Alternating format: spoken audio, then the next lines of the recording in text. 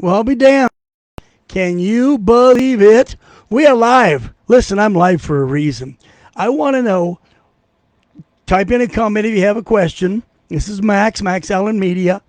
What in the hell is happening between China, Xi Jinping, and Canada, Mark Carney? These two guys are getting awful palsy-walsy, awful buddy for me. I've been talking to people. I have friends on the Hill. I have friends in Ottawa. I have too many friends in China.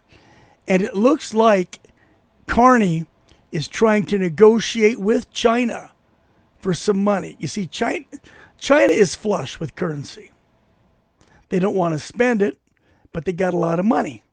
And the largest, most productive gold mine in the world, all right? Canada has been teetering on the edge of bankruptcy for almost 10 years, and this year and next year, their bonds come due, and they don't have the money to pay for it. So what are they doing? They're going to China for loans or grants. Now, look, I know the Chinese. I lived there nearly 16 years. Let me tell you, they don't give anything away. What does China want? China wants a naval base in British Columbia. China wants to park ships on either coast of Canada. China would like to have a modest military base on Canadian soil. And you know what? They'll get it if they ask this Mark Carney. This guy is a con man. This guy is a slime bucket. Do you understand? If he is working with Xi Jinping, then the United States of America needs to beware. Okay, if Canada got taken over, if they sold out to China, who'd really care? Because Canada is hardly even a country. Canada is more of a suburb, if you will, an edge community to the United States. So if they sold out to China, so the hell what? Sad but true. The United States of America needs to take a Cuban Missile Crisis approach to this.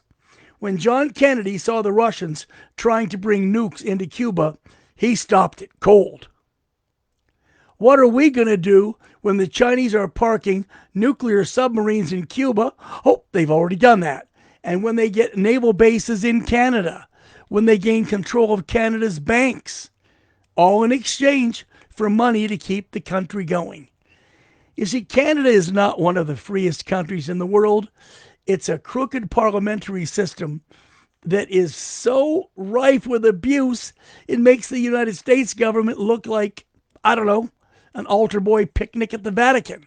It's insane. We need to have our eyes and ears open. If China does so much as park a nuclear vessel, even for a week, even overnight, in a Canadian port, we need to invade, conquer, and occupy Canada. Do not make them our 51st state. That's talking crap.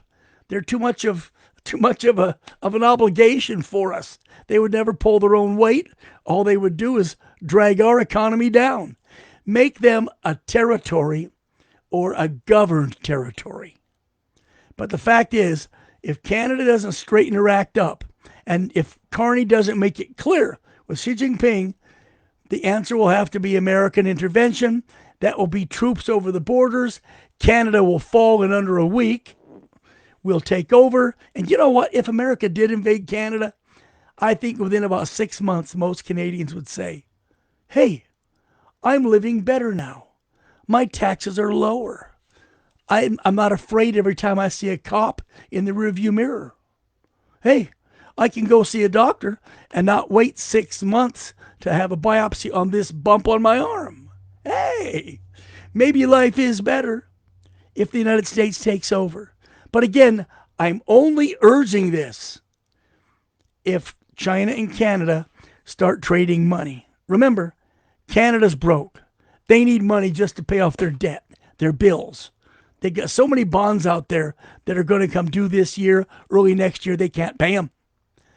China can give them the money in return for a military base or two, maybe a naval port, maybe giving them a say in Canada's central banking system. Maybe. It's hard to say. If no one's out there listening, hey, you want to comment on this? As a Canadian, say, so what about this, eh? You want to comment and see what it is about Canada and China? Eh? Maybe, maybe not. But keep your eyes on the border. Keep your eyes on the 49th parallel. Keep your eyes on that Mark Carney, and keep your eyes on Xi Jinping, because they're working behind closed doors right now on a cooperation that would save Canada's economy, and they're already socialist. It would doom them to official capital socialism, which is what China is. No, in closing, listen, China's not a communist country. They're not even a socialist country. I got a patient in the ER. I fix a nail in his foot. He goes to the window and pays $50. They're not socialists. Some of the greatest business opportunities in the world today are in China, where they've got over 500 million millionaires. They have the largest middle class in the world. While America's middle class collapses, Canada's is almost gone. China's is growing. The pendulum of wealth is swinging. It has through the ages, and right now it's in China's court. Unfortunately, they've got a dictator for life, a king for life, a man who trashed their constitution, destroyed their voting regulations so he could stay in there forever, Mr. Xi Jinping. And in Canada, you got a liberal, communist, progressive swine named Mark Carney. And what's he saying?